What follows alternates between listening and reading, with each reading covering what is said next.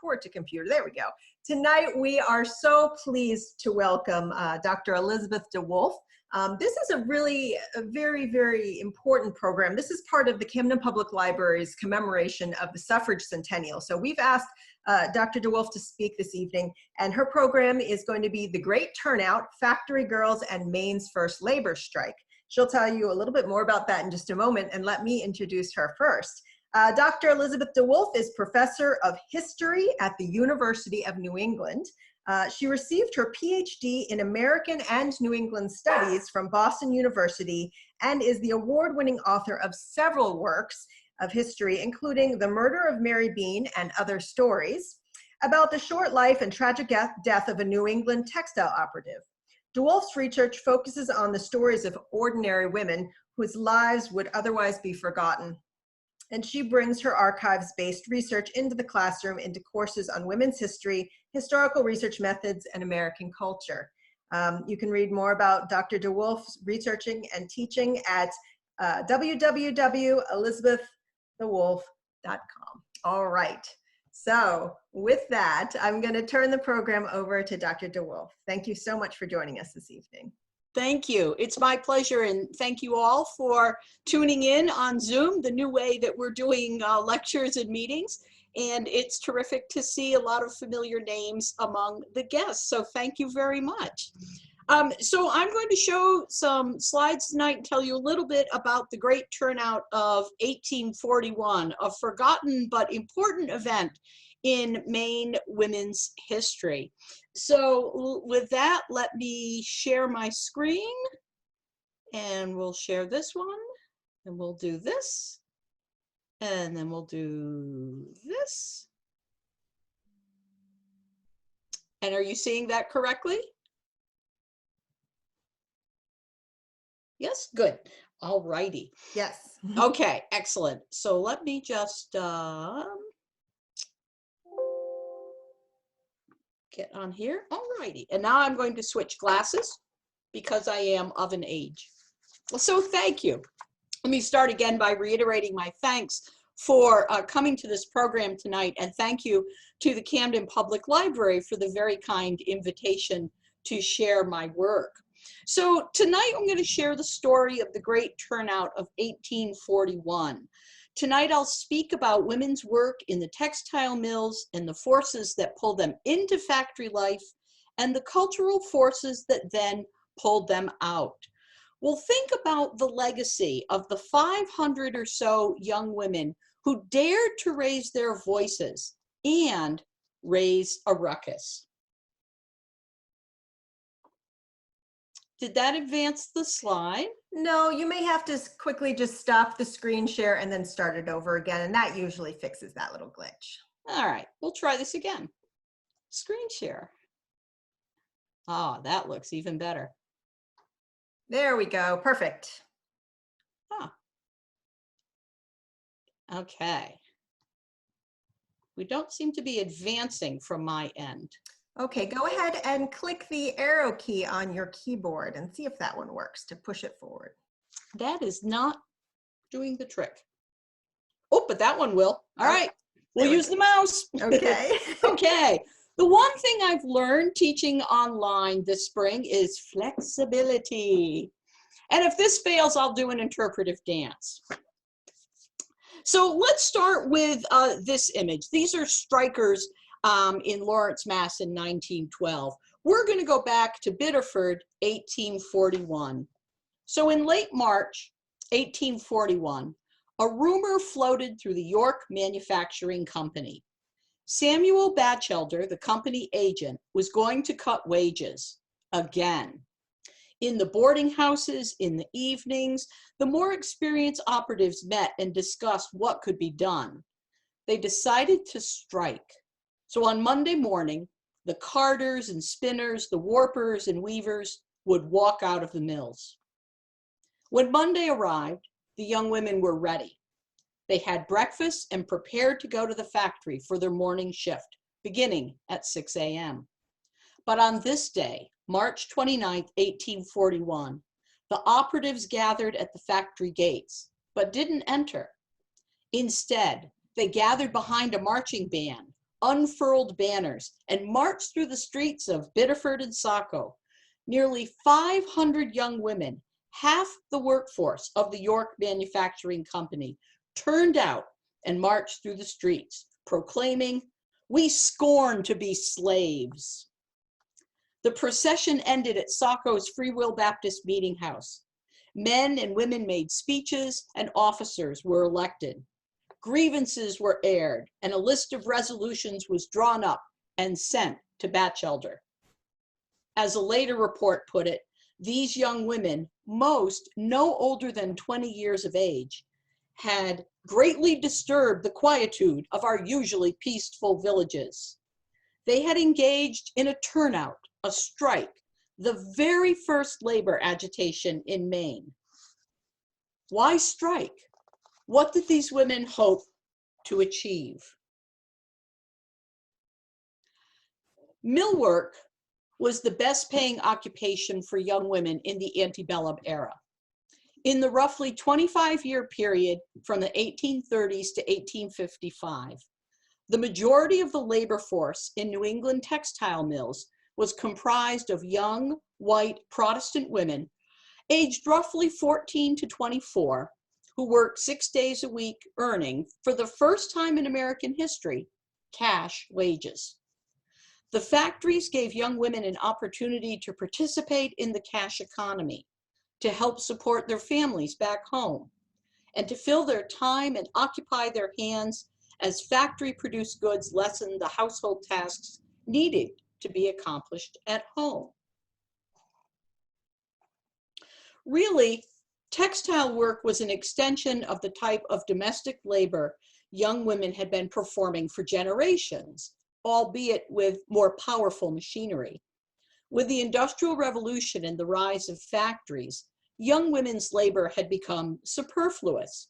In urban areas and the well-settled Northeast, households no longer made their own candles, soap, cloth, and other material goods that were now far cheaper to simply purchase. Thus, in that period between girlhood and marriage, young women had idle hands, and we all know what happens with idle hands. But what self-respecting father would allow his daughter to leave hearth and home for the city of Biddeford or Lowell or Dover? To reassure worried parents, the textile mills enacted a series of innovations to deal with a predominantly young female workforce. These included strict regulations: no one younger than 14, no one who used liquor, smallpox vaccinations or proof of having had the disease were mandatory. Young women lived in company-managed boarding houses where a house matron, often a widow, kept careful watch on her charges. Infractions of the rules were reported to the mill owners. There were curfews and rules about appropriate visitors and a requirement to attend religious services. Room and board charges were automatically taken from mill operatives' pay. In some mills, pew rent was taken out as well. The remaining wages were the mill girls to keep, although technically any wages earned by a woman by law belonged to her father if she were single, or her husband if married. Now, these regulations were designed to protect the reputations of young women and therefore assure parents that it was okay to send them to the mills. Of course, these rules are in the manufacturer's best interest. They needed a workforce, and a workforce that would show up at 5 in the morning and get right to work. Curfews and a tight regulation on private time helped. In Saco and Biddeford, the mill girls lived on Factory Island, conveniently located between the two villages. The rise of the textile mills provided not only occupations for women and young men, but for numerous satellite businesses, boarding houses, stables, blacksmiths, stores, carriages. In the 1840s, Saco Biddeford boomed. One enterprising young man wrote home to his friends, "There is not a room to rent or a business to be let." Biddeford became the richest place per capita in Maine, and by some accounts, in the United States. The wealth trickled down to other communities too. Farmers sold crops to feed the mill workforce, and those who grow potatoes sold them to starch mills, which processed potatoes into starch, which was used for sizing calico and other cotton fabrics. The 1840s actually saw a boom in Maine starch factories. The textile factories also used tremendous amounts of coal, whale oil, tallow, and other lighting and heating products. Now, this economic success fell squarely on the shoulders of the girls at the York Manufacturing Company. Women were 80% of the workforce. Textile work was highly regulated, with a system of bells to ring workers into the factory and out again. If you were late, you didn't work and you didn't get paid.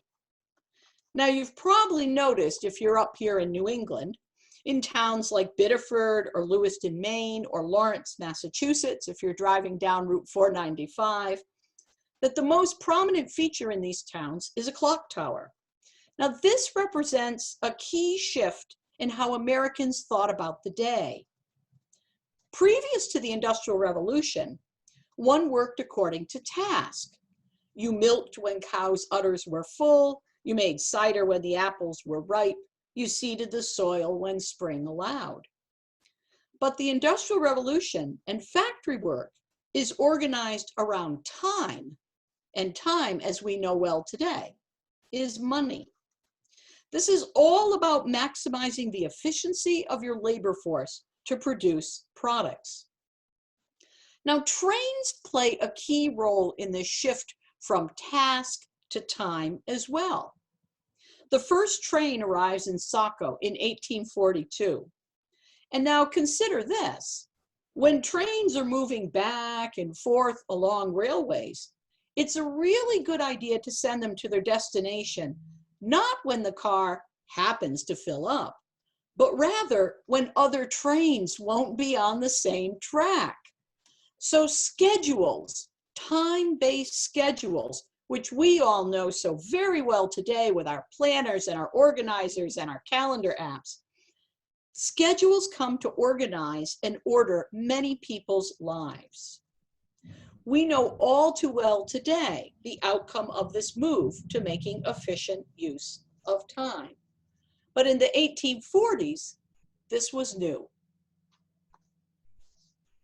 So for money, for freedom, to make a productive use of time, or for an adventure, young women flocked to the textile mills.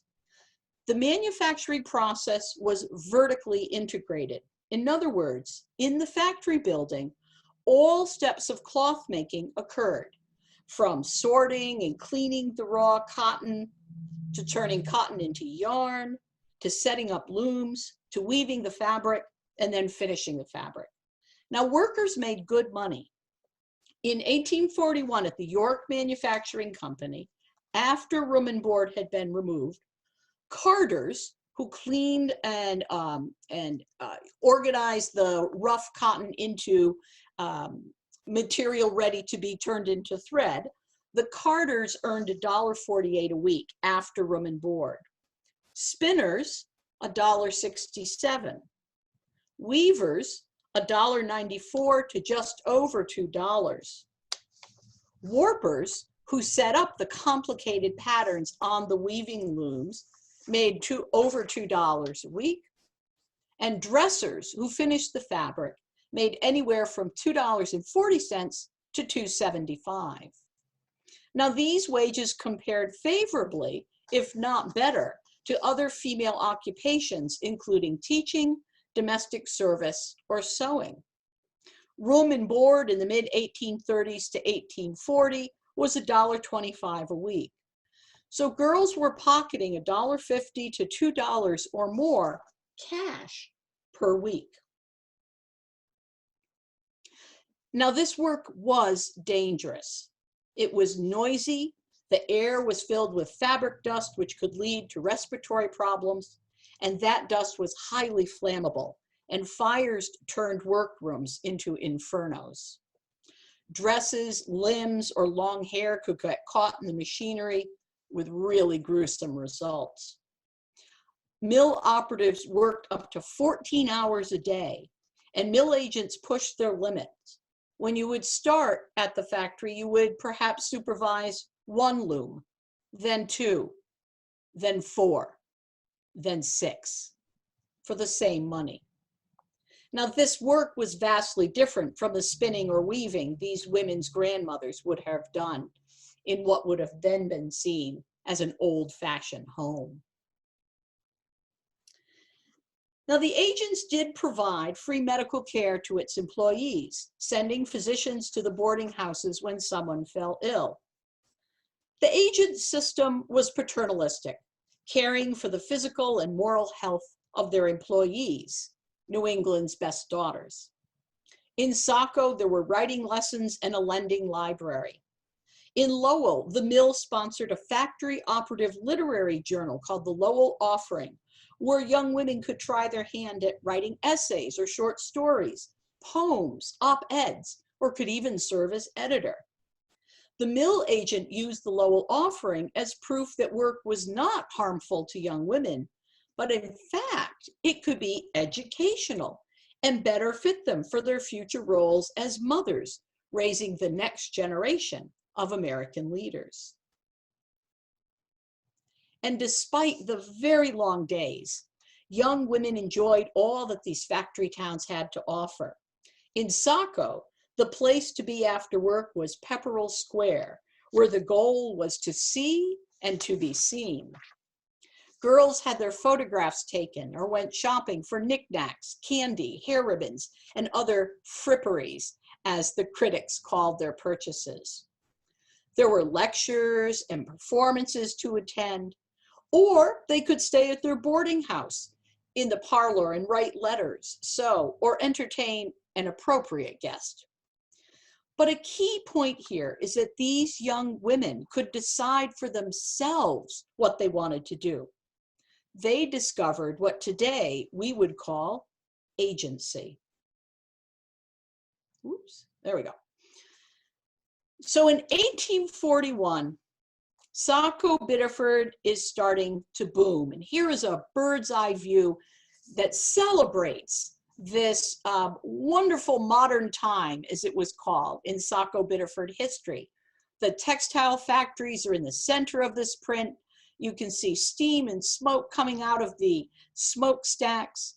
If you look down in the lower, as I'm looking at it, right-hand corner, you'll see the train coming in from Boston. Fun fact for those who live in the area, you could get to Boston more frequently and more conveniently in 1841 than the Downeaster schedule lets us do so today. But the train is coming in, signaling that Saco Biddeford is a modern town. You can see way out on the horizon little black dots.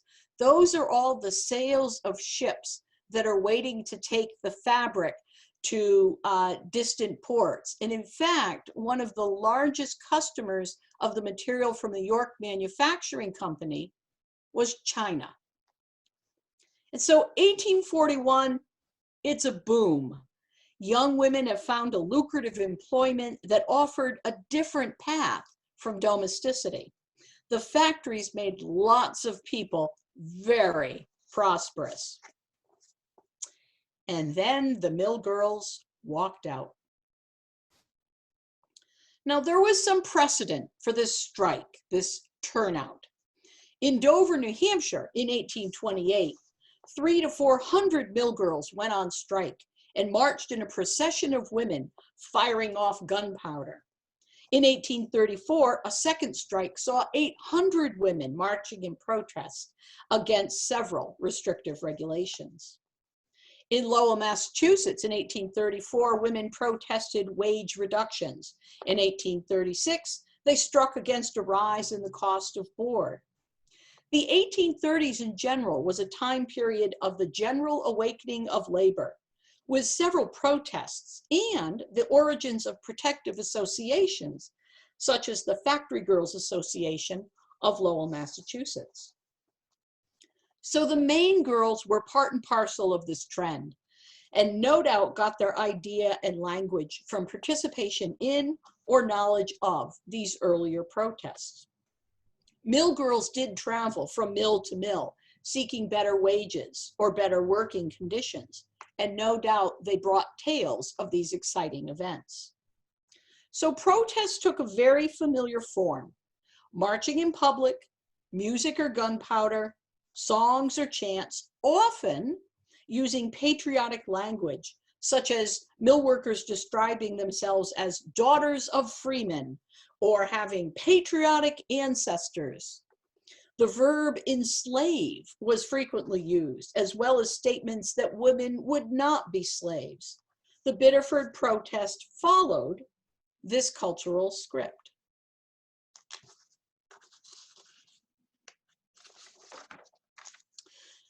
So the Biddeford strikers marched through the streets of Biddeford and Saco and ended up at the meeting hall on Temple Street. They had demands. First, in regards to boarding.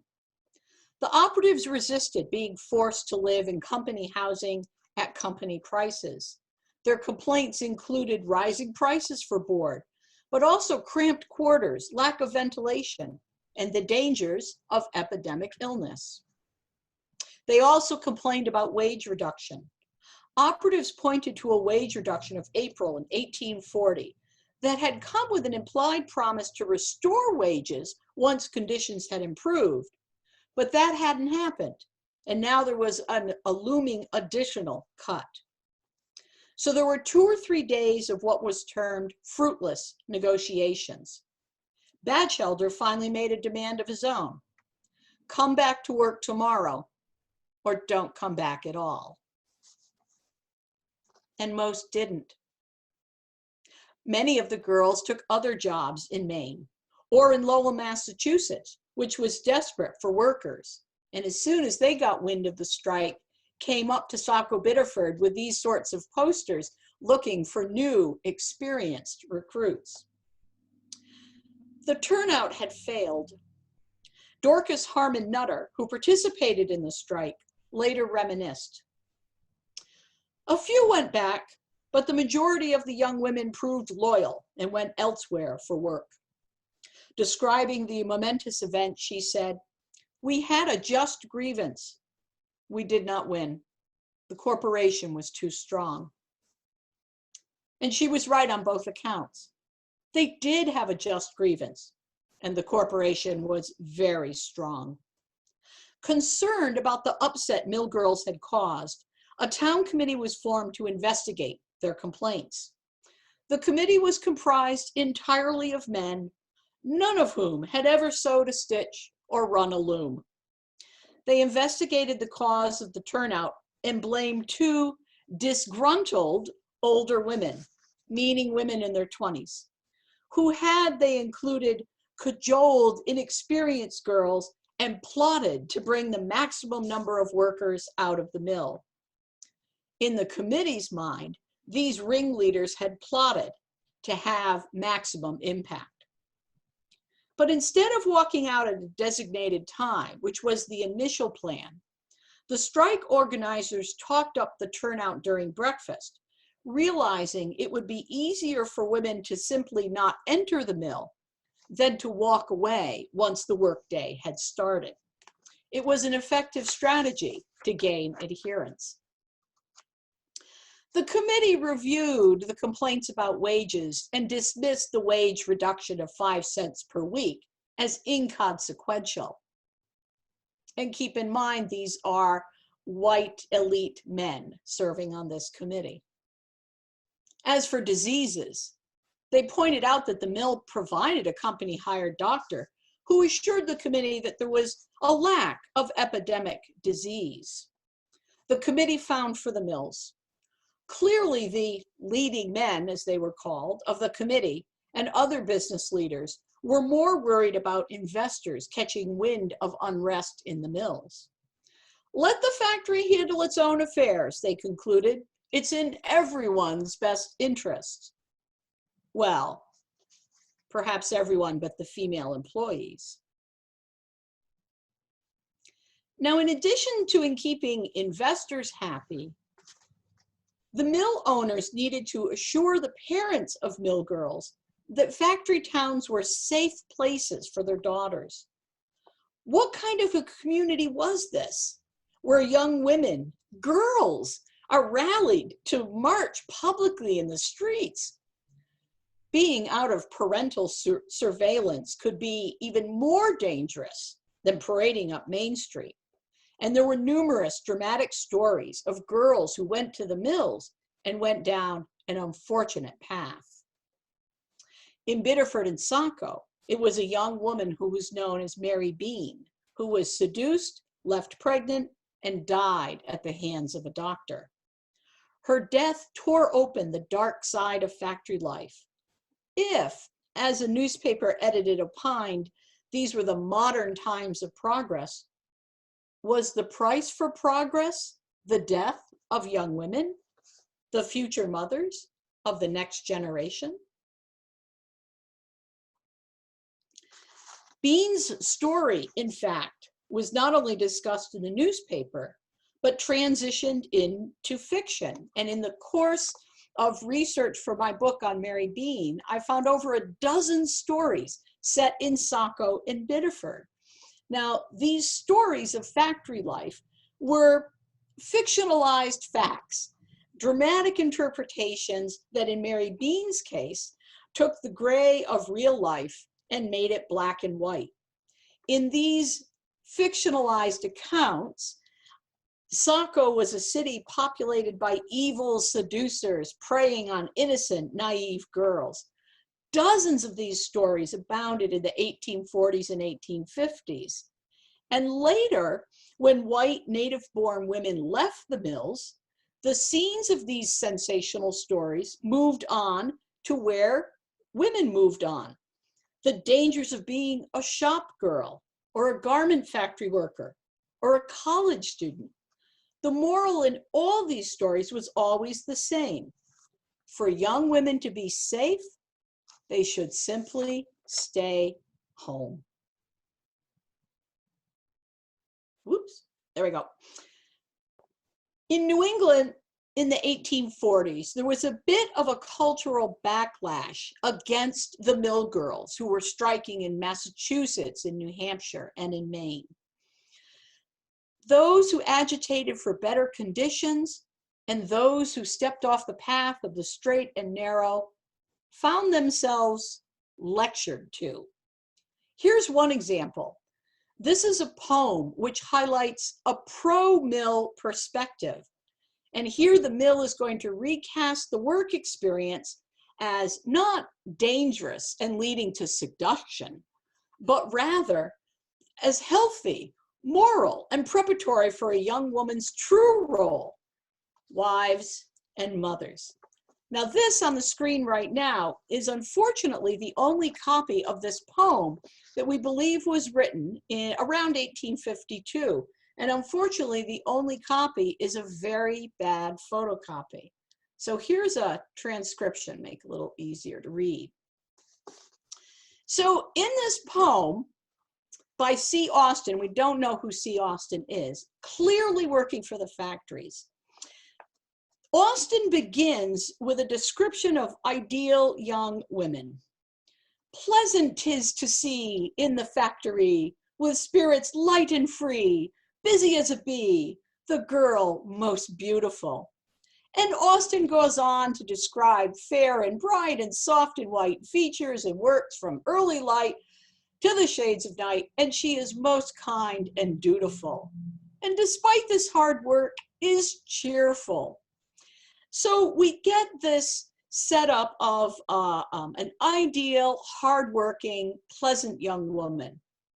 Now Austin is going to tackle some of the complaints that have been raised by mill girls and others. First, health.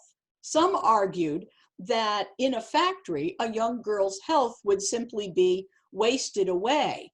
And that was code for she would never get pregnant and have children.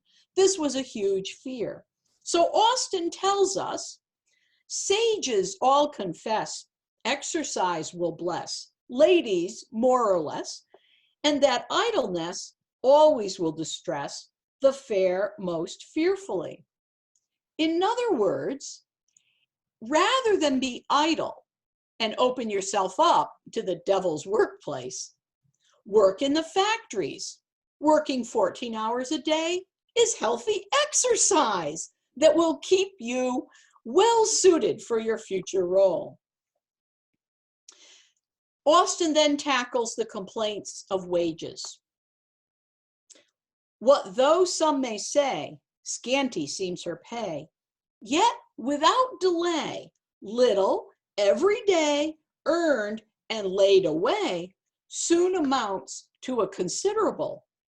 Work, as if by stealth, paves the way to health and to rosy health and a well-filled table. And that future well-filled table is a young woman's domestic home of the future when she herself is a wife and a mother. When you read newspapers from Saco or Biddeford or Lowell or any of the textile factory cities, there's a lot of conversation about young girls spending their money. They could earn the money, but they couldn't spend the money. And Austen addresses this as well, that an ideal factory worker would spend not a penny of her hard-earned money foolishly for any worthless thing, as many oft do most needlessly. So those hair ribbons, those fripperies, and what were called gewgaws, was not what an ideal factory girl should do. She should concentrate on her virtue and morality. And the next stanza tells us that she should read useful books to improve her mind. In fact, she should not be reading works like The Murder of Mary Bean or The Saco Factory Girl, which is yet another desperate tale of a girl gone wrong. She should also pay very close attention to what she's wearing. Now, there's a great irony here. As girls are working in textile factories, they are making the beautiful cotton fabrics that would make the dresses that these girls would wear, but they shouldn't be indulging.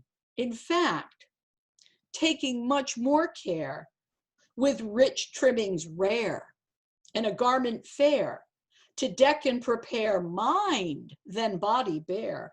Mind, which is an heir to a mansion where it may ever there fadeless beauty wear. A mansion, the mansion, heaven. So in Austen's mind, these moral, good book reading, virtuous girls are concentrating not only on their home as a wife and mother, but getting to heaven when they die. Keeping this in view, see her wise and true, virtue's path pursue, and religions too, making but a few needful garments new for the body due, in plain simplicity. And in many of the Saco Biddeford factory tales that I've read, a clear sign of trouble is if a girl goes out and buys a dress or looks in the mirror and considers herself pretty. It's like, here's a Star Trek reference, it's like wearing a red shirt in a Star Trek episode. The red shirt guys are always the first to be eaten by the monsters. And any girl in a textile story that is preening or buying herself a pretty dress is on the road to ruin. And so Austen concludes his poem with what is hard to imagine why this has not become a classic of American literature. Such a brilliant brightness, such a lovely lightness, such a snowy whiteness, such a firm uprightness, such a frugal tightness, such nimble sprightliness, such a kind politeness, oh, how delectable. Such a flying fleetness, such a needful neatness, such a true discreetness, such a charming sweetness, such a rare completeness, oh, how respectable. And that's the key word here, is respectable. A girl needed to maintain her respectability. If to lose your respectability was to lose your future. And by respectability, that means your moral respectability, your virtue, your good name, protecting your father's good name, and of course, it means virginity. Now, so many of these factory tales or these strikes had ended badly, right? Disgruntled workers who leave the workforce. This is a real problem for the mill managers who then have to retrain a new workforce. And in these dire factory tales, girls again who disobey their parents, who fall in with a handsome man, who think themselves pretty and buy a fancy hat, end up inevitably seduced, pregnant, dead, insane, or a prostitute. Those were the only possible outcomes on this downward trend. So Austen wants to flip the narrative. Instead of parents worrying about their darling Jenny becoming the next poor victim, Austen gives an alternative future. He says that if a girl does all of these virtuous things, many a lovely girl destined to unfurl charming beauty's curl, where the waters hurl and the spindles twirl, may see fortune whirl with great agility, making her a wife free from wanton strife, living a happy life with rich blessings rife in great gentility. So a girl who sticks to being bright and light and white and right and tight and sprightly and polite, all of these things, will in fact reach the ultimate prize, middle class marriage and motherhood. Now, there is an interesting variation to these Saco Biddeford factory tales. In one tale, which was called the Biddeford Factory Tale, the titles were reused several times, but in this particular Biddeford Factory Tale, it focuses on a young woman who comes to the Biddeford factories, and she is very diligent. She never buys a thing for herself. She only buys a religious magazine for her poor, widowed, elderly grandmother with whom she lives and whom she cares for. And she is so dutiful that she has arranged for her apartment where she and her grandmother live to be absolutely opposite the window in the textile factory where she works. So as she works on the loom, she can turn around, look out the window, and check on grandma every day. This beautiful Biddeford factory girl, who is so beautiful, but she absolutely has no idea that she is, never socializes, never buys a thing, work, grandma, that's all she ever does. One night, there's a terrible fire, and the Biddeford factory girl is yelling out her second-story window, "Help, help, save us!" Just then, a handsome man on a horse happens to be coming by. He jumps off his horse, he runs into the building, he grabs the beautiful factory girl, brings her out, saves her life, runs back for grandma, but alas, he's too late. The building collapses and poor grandma dies.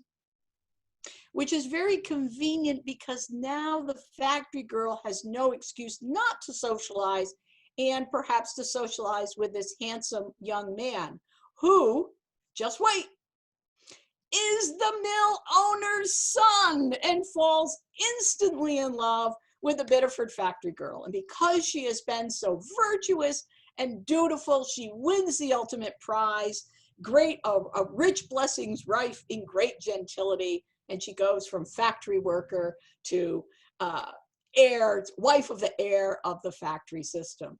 So these kind of cautionary tales were just redolent in Saco, Biddeford, and all of these textile factory towns, trying to give girls a guide to proper behavior. So the proper expected behavior of a young woman in the mid-19th century, and indeed for most of the 19th century, was what some scholars had called true womanhood, that a young woman should be submissive. And if you note in the upper right-hand corner of this image, Here is a marriage, so she should be married, and she has her head bowed in front of her husband, in front of a minister, and of course, submissive to God. She will teach the next generation of children and prepare them, her sons, to be the next citizens of the American Republic, and to train her daughters to be appropriate wives and mothers to be. And we see in the upper left, she is taking care of that very role. And in the lower right, we see this lovely music tableau as a woman provides a comforting environment that will decontaminate her husband and her sons from the admittedly polluted atmosphere of capitalism and the Industrial Revolution and dog-eat-dog business that was the United States. But as the men came home from work, the woman's moral influence would cleanse them and keep everyone on a virtuous path. Notice in the lower left, a good wife prepares a man cave for her husband so he can come home and do whatever it is he's doing in there. Her ultimate glory in the center panel is a multi-generational household. She has had children. Her children have had children. She's a successful woman. So the Biddeford strike failed to restore wages or prevent the mills from controlling where girls lived. But it was a success if we take a longer view. The first lesson for both the young women and the mill owners was the power of collective action. The strikers brought the factory to a halt at the cost of considerable money each day. Time is money. Money is power.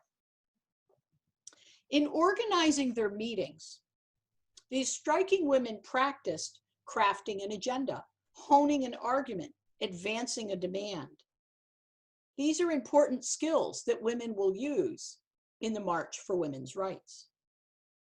Women learned the power of numbers, and they learned that their individual experience was mirrored by the experience of other women workers. 150 years later, feminists would say the personal is political.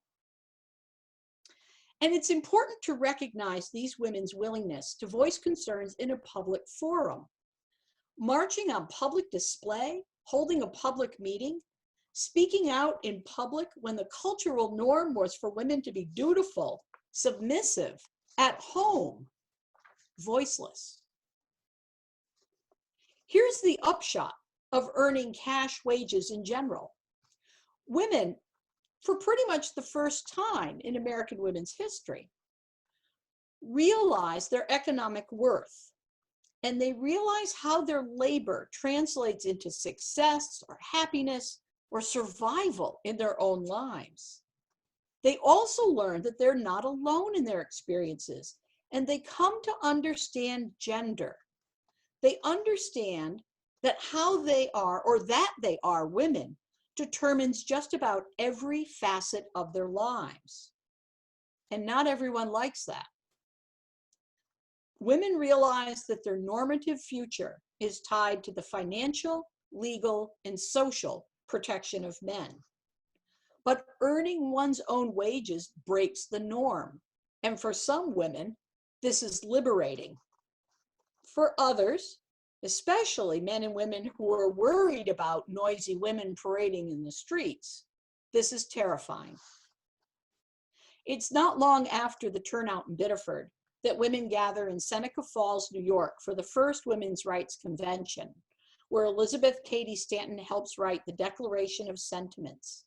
This key document in women's history makes these very points about gendered lives. And pragmatically, the Declaration of Sentiment includes demands for such things as women keeping one's own wages, women having the opportunity to pursue higher education, to open up the most lucrative and prestigious professions to women, such as the law, medicine, the ministry, and being a professor. Being able to divorce was a demand. Women demanded the ability to keep one's personal property that you brought into a marriage. Women wanted to abolish the sexual double standard that permitted men to sow wild oats, but would doom women for all eternity for a similar error. And most controversial, of course, the Declaration of Sentiments demanded the right to vote, suffrage. And 72 years later, women would succeed. Oops, there we go. For those not from Maine or Southern Maine, this is Biddeford today and the buildings that once housed the York Manufacturing Company and some of the various businesses that are in there now. I know that most of them are food places. That's where my brain went first. But Biddeford today is seeing quite a renaissance and is now quite a foodie city in Maine. So labor and suffrage become directly linked. Women's rights activists visited Maine. Lucy Stone came 3 times in the 1850s. Susan B. Anthony was here in 1854. Maine author Elizabeth Oakes Smith spoke frequently on women's issues, including to mill operatives in Lewiston. Strikes continued. 1854 in Lewiston, a strike featured a parade with a brass band and women who took the leadership roles. The strike failed. There were some successes. In 1857, Maine enacted a law that permitted a married woman to keep her own wages and maintain an action in her own name, what today we call agency. In 1858, the first petition for Maine women's suffrage was put forth. Some called it the damnable heresy of this generation. The Portland Labor Reform Association, organized in 1865, endorsed women's suffrage. And in 1865, Lewiston Mill girls marched in the 4th of July parade with banners advocating suffrage. Some even dressed in the shocking bloomer costume. They showed their ankles. The right to vote, women and men knew, gave citizens the power of self-determination. It gives women a voice in the laws that constrain and open up our lives. And for women, fair wages and equitable pay provides the means by which to self-sustain one's own agency, to not be entirely dependent on father or husband. Ultimately, the great turnout was not an isolated incident. Strikes and agitation continued in Maine and beyond. Women demanded, and male workers as well, fair wages, safe conditions, and equal pay, among other concerns, throughout the 19th and 20th centuries. The mill girls who turned out in Biddeford in 1841 were part of a chain of women across the centuries, finding how to use their voices to articulate their demands and to play a direct role in shaping their own lives. Those invested in maintaining a gendered status quo saw striking women as the source of mayhem, and dead women who had gone down a bad path as emblematic of the danger women faced when they moved beyond their domestic sphere. Mayhem and murder were signs of a society upside down. Yet these women resisted that notion. In experiencing a modicum of financial independence, in enjoying geographic mobility, in exploring a newfound sisterhood with like-minded women, those women were taking the first steps into enjoying the freedoms their brothers enjoyed as a matter of course. Abigail Adams wrote to her husband John in 1776, "I long to hear that you have declared an independency. And by the way, in the new code of laws, which I suppose it will be necessary for you to make, I desire you would remember the ladies and be more generous and favorable to them than your ancestors. Do not put such unlimited power into the hands of husbands. Remember, all men would be tyrants if they could. If particular care and attention is not paid to the ladies, we are determined to foment a rebellion and will not hold ourselves bound by any laws in which we have no voice or representation. March 31st, 1776. From Abigail Adams during the American Revolution to the Women's March of January 2017 and 18 and 19, when the mill girls of Biddeford turned out and marched down the street. They were marching for agency and self-determination in their own lives and in ours. Thank you.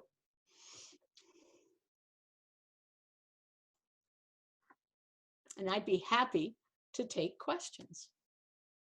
Thank you so much, Elizabeth. That was fantastic. Let me go ahead and get my video back on too. All right. So if anyone has any questions for Dr. DeWolfe, please feel free to type them into the chat box and we can go ahead and start exploring those questions. And while we wait for that, I was so struck by the poetry as propaganda. You know, it was something that I hadn't been familiar with before, especially in this, yes. in this subject matter. And I found it very, very surprising and very interesting. So yeah, thank you for introducing those unusual works. All right, did anyone want to? It is interesting. Oh, go ahead. Yeah, I was going to say it is interesting that the way you see poetry very often in the 19th century, especially around women's lives. Let me show you. I just happen to have here. This is a broadside. It's a single sheet of paper. And this is a long narrative poem about the death of Sarah Mariah Cornell, who died in the 1820s. I'm losing my dates at the moment. But her sad story was told in this sort of cautionary tale. Mm. She took up or was seduced by a minister and ended up murdered. And so we see this poetry a lot as a way to say, you know, to put women on a good path or to caution them against a bad one. Sure. Okay, we do have a couple questions that have come into the chat box. This one from Bill says, did the Irish immigrant girls find the same conditions?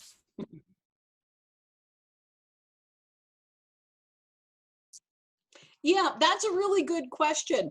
And the Irish immigrant girls and actually the young women and men of many different ethnic groups who come into the mills find the conditions actually a little bit worse. And what happens is by the 1850s, between 1850 and 1855, the mill owners in New England textile mills have had enough of the strikes, of the subversive writing, which had snuck into the Lowell Offering. Girls start to realize, hey, why am I writing poems about violets and pansies when I could be saying, pay us more? So the mill owners basically end up replacing these daughters of New England farmers with a much more pliable workforce. And that includes the Irish. And there are Irish who come to Saco Biddeford and they take those jobs in the mills.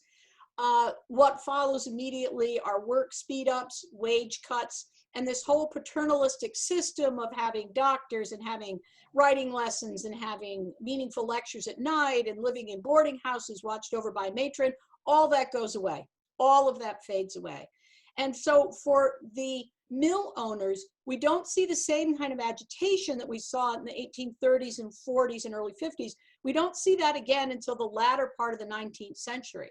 And one reason is because of the immigrant workforce. And when your workforce is polyglot, when they speak a variety of different languages, when many of them are not conventionally literate, when many of them are terrified because they're providing for their entire families, not a single woman, but rather an entire family block, you become more resigned. And so the immigrant workforce actually had a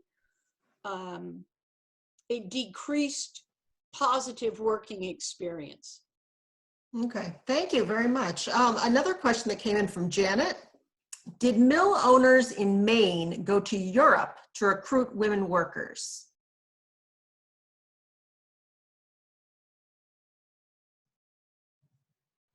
Oh, that's a really good question. I actually don't. That's really interesting. I actually don't know if they did or not. I know there was recruitment in Maine to bring Northern Europeans, particularly Swedes, to Maine, and I think Norwegians as well, because they were seen as good white farming stock who would help build up the state. I wouldn't be surprised if there were channels of communication trying to get textile workers over here. Mm-hmm. On the other hand, with the inpouring of Irish immigrants and other immigrants in the 1840s and 50s, I don't think they hurt for labor. But that's actually a really good question. I do not know, and now I'm going to go and find out. So thank you for that. All right. I know for the period that I focus on, the 1830s to the 1850s, it was both those kind of broadsides. The agents would go throughout northern New England to small New England towns and even into Canada to get first Anglo-Canadian workers in. And it was word of mouth. It was factory girls. They would come in groups, neighbors, cousins, sisters, and such. Okay, thank you. Elizabeth, it looks like your bandwidth is a little low right now, so we're having some choppy video, but I think that we can keep going a little longer if you can hear me fine. Can you hear me okay? I can hear you. Okay, another question we have is, did mill girls have access to local, regional, or out-of-state newspapers, or did mill owners hide those from them so that they could not see strikes in other factories? That's a really interesting idea. They did have access to reading material in several different ways. Certainly newsstands were all over. Literacy was really pushed at this time for this population of mill girls, white New England Protestant, 100% literacy, near 100% literacy. And those who weren't literate, the mill owners wanted them to be literate. And part of it was they wanted them to read edifying text to enhance the morality, and again, as a way for to soothe parental worries about sending their daughters to the textile mills. They would get an education out of it as well. Of course, with that, they really unleashed Pandora's box. As we all know, knowledge is power. So I don't know if mill owners went as far to try to censor or hide newspapers. The mill girls, as I mentioned, traveled between mills. So word of mouth carried news. With the train, newspapers came in. There were bookstores. There were public lyceums where people would basically read the newspaper to you. So I think it would be all but impossible to squash that kind of information. However, it would not surprise me that during the turnout, interestingly, there's very little information in the Biddeford papers. I would not be surprised if Batchelder, who's the most powerful man in Biddeford, puts a little pressure on the editor of the local paper so that anyone who's reading the Biddeford paper in Biddeford or beyond would not get worried that the gravy train was in trouble. Sure. Okay, this question is from Eileen. Weren't the early strikes ethnically based because of the tensions between the Protestant mill girls who resented the newly arrived Irish women? We know that many of the leadership vehemently were anti-Irish. That's really interesting, and I'd actually like to know more about that. At least in the reportings of the turnout in 1841, this seems to be in response to the wage cut. And unfortunately, there are very few documents from the mill girls' perspective that survive, including who these ringleaders were, that are talked about often in the newspaper, but never named. I would love to know that, and love to be able to track the shifting percentages of, let's say, local born girls and arriving Irish girls. One way to track that is through the city directory. I just happen to have it here. So one way, and this is a document which speaks to these modern times of progress. This is the 1849-1850 Saco Biddeford Directory. It was the first one published. And what it does is it records the name and residence and occupation of every person in Saco and Biddeford. And it's interesting that it's in the same year that Mary Bean is murdered. With that idea of, oh, we didn't know that doctor down the street was a murderer. Now with a directory, you can know who everyone is in this big bustling city. So one thing we can look at, great student project, is in the back of the directory, this is the York Company, the York Manufacturing Company's page, and it lists every female employed, and it's page after page after page of names. So one way to get at the workforce in the absence of work records would be to use something like the Saco directory and then kind of cross-list that with the census to find out place of nativity. If you saw names that were of Irish origin, you could then look at the census. But that's a really interesting idea, and I'd like to know more about that, perhaps an ethnic spark in some of the other strikes, both within Maine and beyond. It's an interesting idea. Terry mentions amazing lecture, and that he or she learned very much.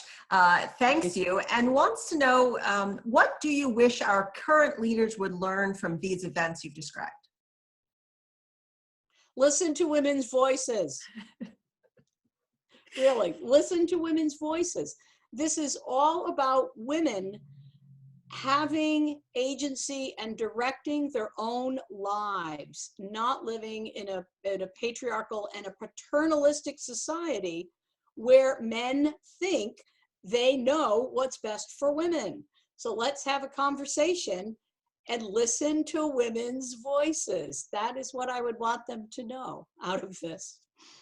Yeah, I thought that piece that you read from Abigail Adams really resounded amazing over 200 years ago, and many of us are still beating our heads against the wall with the exact same language. So Susan asks, could you elaborate on respectability, quote, respectability of the factory girls? I had assumed that such a role would not be, quote, respectable. How or why do these social mores change? Yeah, so respectability, as I mentioned, was all about protecting that reputation, morality, virtue, virginity, all with the directive of becoming a wife and mother. And of course, this is a white, Anglo-Protestant, middle-class idea, which for the working class, for the immigrants, for the enslaved, does not apply. So here's the middle class trying to replicate itself. And with this first generation of mill workers, all of these elaborate steps are taken to protect one's respectability. Kind of an interesting parallel here from the male perspective is the novels of Horatio Alger. And you may never have read a Horatio Alger novel, but you know the story of Ragged Dick. Today we call it Rags to Riches. Well, that's the modern interpretation of his story. The story as it was told in the 1860s, and then it blossomed again in the latter part of the 19th century, was rags to respectability. Throughout the tale, Ragged Dick, who's a poor homeless bootblack, rises because of his luck and pluck and basic moral core, rises not to wealth, but to being respectable. These tales, Horatio Alger books, which were all, Lock and Pluck, Chance, Fortune and Fortitude, they all had the same line. The idea here was to remind boys of a twofold thing. In America in the 19th century, anyone could rise. Anyone could be president. Anyone could be Andrew Carnegie, but you're probably not going to be. And it relies on your pluck and your luck. You can control your pluck, you can't control your luck. So it's a way to tell this burgeoning mass of young men who are going to the cities and taking on these new roles that what you want to aim for is the middle class. That's good enough. It's the parallel to all of these stories featuring young women who go off to boarding school or go off to be a shop assistant in New York City or work in a hat store or whatever, that their goal should be the same, respectability. So all of this is the middle class trying to replicate the middle class. Now here's where we can get back to Eileen's point from a little bit earlier. This is bringing in these fears, these kind of nativistic fears, that there's too many, fill in the blank, whatever ethnic group of the decade coming in, and that we're going to have white suicide if we don't marry off our best daughters to respectable young middle class men. And so a lot of this is being propelled by this fear of a changing America. And it all gets mixed up together. All right, we have one more comment that just came in. It said, super interesting program. Thank you so much for organizing it. Well, we're happy to do so. And with that, I think we can wrap up the evening. And I want to once again thank Elizabeth DeWolfe for this incredible talk tonight. And I'm looking forward to sharing the link to it with several of my friends who I know will get a lot out of it. One more quick announcement before we go. If anyone wants to find out again about more programs like this that we're offering, please visit librarycamden.org. And if you happen to be able, I wanted to let you guys know, we do these programs for free, and the library is hurting pretty badly right now because of our closures and because of our inability to raise money in the usual manner that we do. So if you are able right now to help us out, we would greatly appreciate going to librarycamden.org/donate. Thank you all once again for joining us this evening, and I hope you have a great night. And thank you, Elizabeth. Thank you so much, everyone, friends and family that I see. And thank you very much for inviting me to share this research. It's been my pleasure. And everyone, vote. Remember to vote. Thank you and good night. Good night.